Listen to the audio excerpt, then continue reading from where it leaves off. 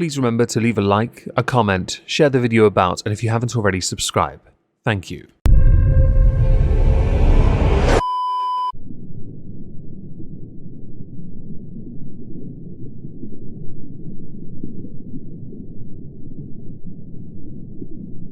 Well, isn't this just fantastic?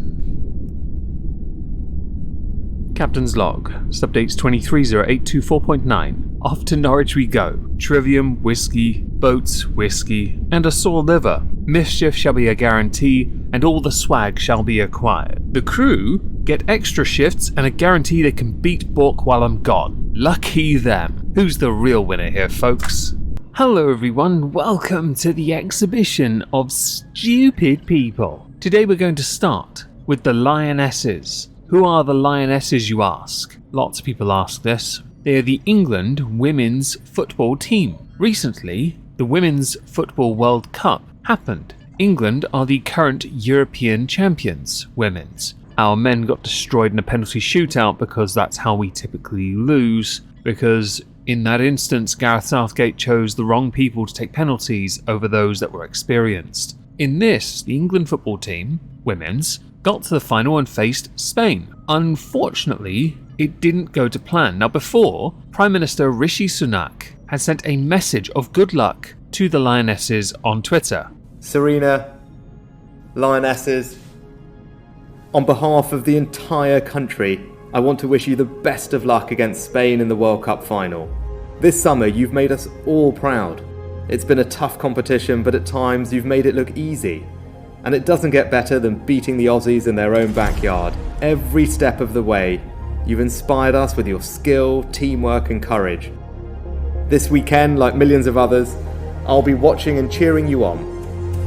But whatever the result, I want you to know that you have already secured a lasting legacy, that every girl in our country will have equal access to school sport.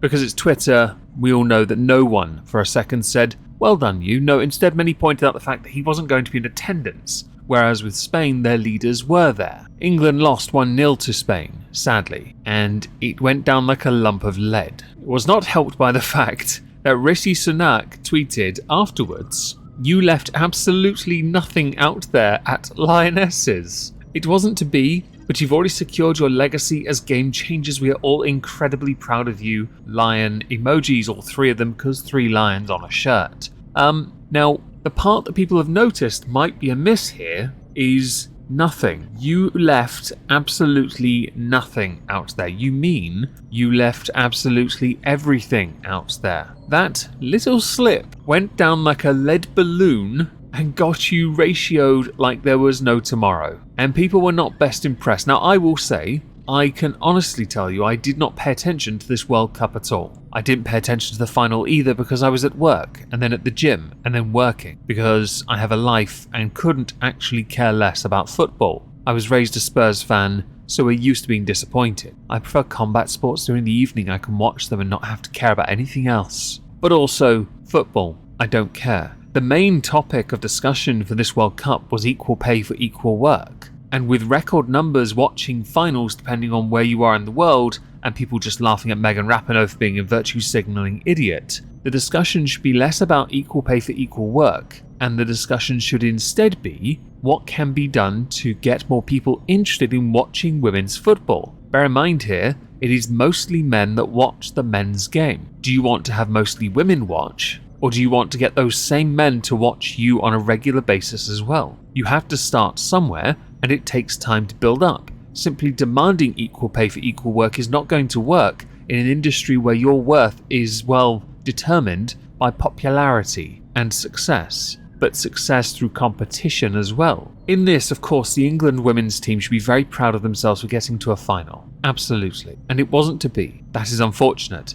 It is especially unfortunate when you find out that Spain did not dictate, dominate any of the play for the entire game. And people were only talking about the final afterwards because the president for some place, Spain's football, kissed one of the players on the lips. It kind of takes away from the victory aspect. Not that that was reported on in the slightest in this country, because the moment England lost, everyone stopped caring and went back to work. which happens with the men as well. That is equality, by the way. In 1978, the song Fat Bottom Girls was written by guitarist Brian May of the band Queen, one of my favourite bands of all time and my favourite guitarist of all time. It was heralded at that point as a young man's appreciation of fuller-figured ladies, a song that I think to this day should be championed because of that. Lyrics include, "Left alone with big fat Fanny, she was such a naughty nanny, big woman, you made a bad boy out of me." These lyrics appear to have caused the song to be cancelled and cut out of the 80s rock troops'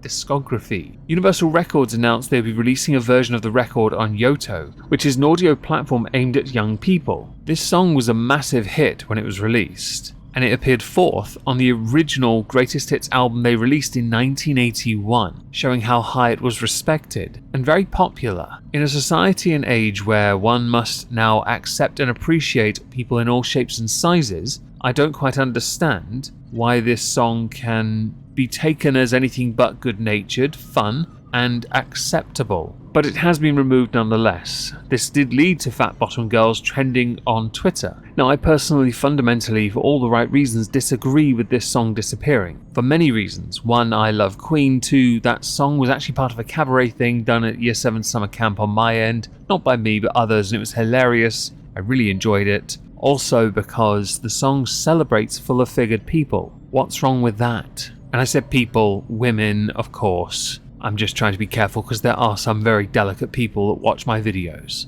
Hi, you're delicate. Also, this can come across as, but this is not acceptable because you're objectifying fuller-figured women and you're not taking into account people of other identities, you know, swag fam YOLO and all that, as it were. Meow. If you heard that, yay. YouTube influencer Tana Mojo has had her sponsorship with e-learning platform Babbel revoked after the company appeared on an episode in which Tana calls for an international wine expert's unaliving. This happened on August the 6th on the episode of her cancelled YouTube series. She ranted about her apparently terrible wine tour experience while hungover in France, complaining that she wasn't told that she should have to walk and that she wasn't fed wine during the experience, among other things. Quote, I absolutely want her dead. At the hands of me. She was speaking of someone called Cynthia Cotu. Cotu has contradicted many of Mojo's claims, and even Babbel has called it quits after the influencer said during a sponsored ad, and with Babbel, I could have told Cynthia the wine tour lady to shut the F up in her native language. Babbel then told NBC News this absolutely does not align with Babbel's company values. Highlighted here, Tana is obviously not a person who understands or celebrates the differences in cultures, and we regret to be in any way involved with her.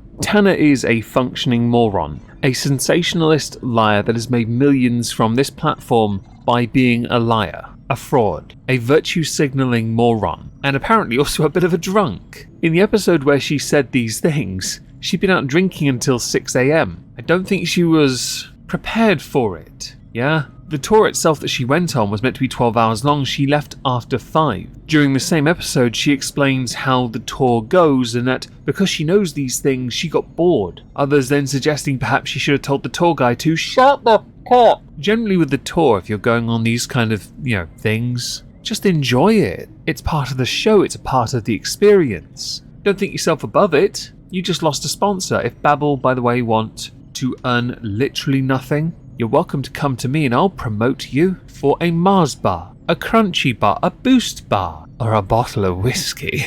Tana is so out of touch, she also alluded to the fact that the tour guide might have a touch of autism. This found its way onto the autism subreddit. And in response to that, people on there said you can't go diagnosing random strangers with no information on them. You are either autistic or not. You can't just have a touch. Makes me so mad. As the episode itself progresses, Tana Mojo gets angrier and angrier about the tour guide, which is why she, threatened to unalive. But I'll read a quote to you, because it's quite funny. She's being such a bitch to me. She goes on her 50th tangent about something no one gives an absolute flying about. And I open my phone to receive a text message. And she turns to me like an effing teacher and goes, I'll wait. To be fair, I do the same to you, because you're there for the experience. You are acting as if this is some kind of novelty, but only as far as you're willing to go. If you don't want to be a part of that, don't go on it in the first place. How ill-prepared were you? Now, of course,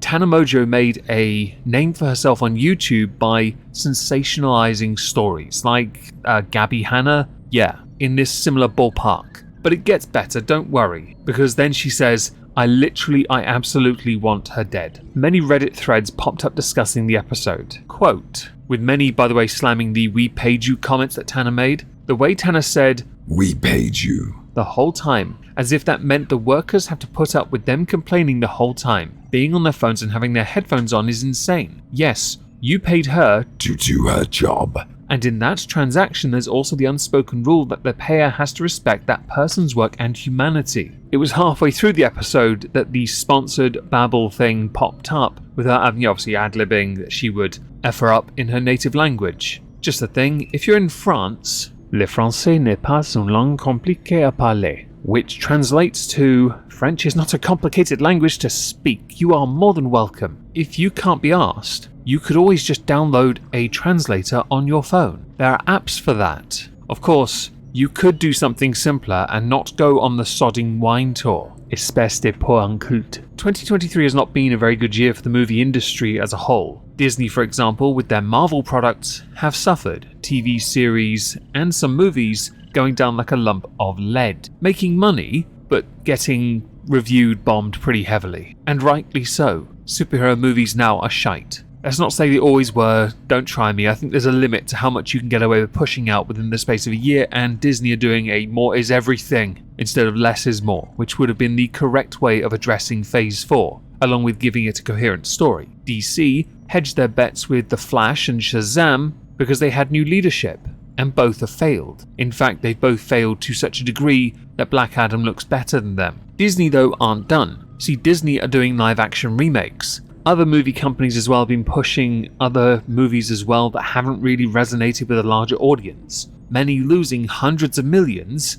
because they're not giving the fans what they want, the audience what they need. Which is why when even Fast and Furious, Top Gun, Mission Impossible, Oppenheimer, Barbie have all smashed it, they're not a part of these areas that are a bit dead. In the live-action remake ballpark for Disney, the issue they've got is they've essentially rewritten what each and every single bloody story is. And this has gone down really badly because each one has, for the most part, sucked balls. Snow White hasn't even come out yet, and it is getting universally panned for the exclusion of dwarves from the story, the fact the story has had to be remade, and that the lead actress, Rachel Zegler, has been shitting on the original movie in the first place, and acting like the world's biggest twat on social media cause. That Star Wars girl on Twitter put out an image of a Daily Mail article. Exclusive branding experts warn Rachel Zegler backlash could ruin Disney's big-budget Snow White remake, and predicts executives will be having crisis talks in order to win back fans ahead of the 2024 release. With Star Wars girl saying, "Hey Disney, I've got a solution. Don't change the story, don't berate the fans that pay you, don't hire woke unbearable," that word, their problem solved. The problem here is, Disney are desperate to push this woke agenda crap.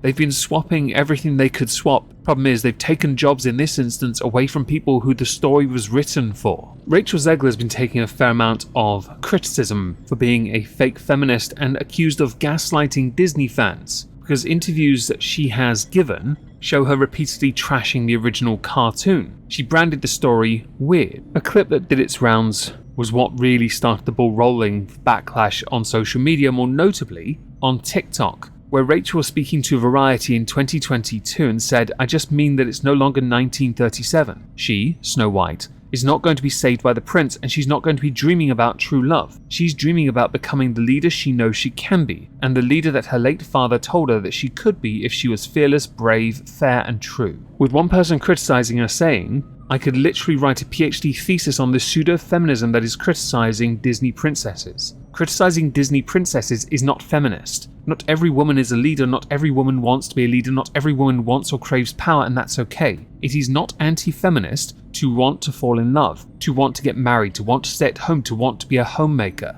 None of these things make you less valuable as a person or a woman. When you say something so blatantly disingenuous, like in the case of Rachel Zegler, wanting to change a story entirely for it to not be the story it was meant to be in the first place, You are merely then only using the name of the original story to push a different message. You may as well call it something else at that point. These are live-action remakes, so what's remake about it, really? It's retelling. That's the honest way of phrasing it. Little Mermaid didn't go down very well either, by the way. It did well monetarily, but it didn't go down well. None of these movies do. Obviously, many are arguing about the ginger side or race swapping. I couldn't care less about that, and I don't watch these movies. I'm fascinated by the commentary those involved are allowed to say, because usually Disney micromanage so much of this, which then does surprise me that Disney permit their stars to get away with saying what they say, considering they're almost as bad at times as the WWE when it comes to what can and cannot be said.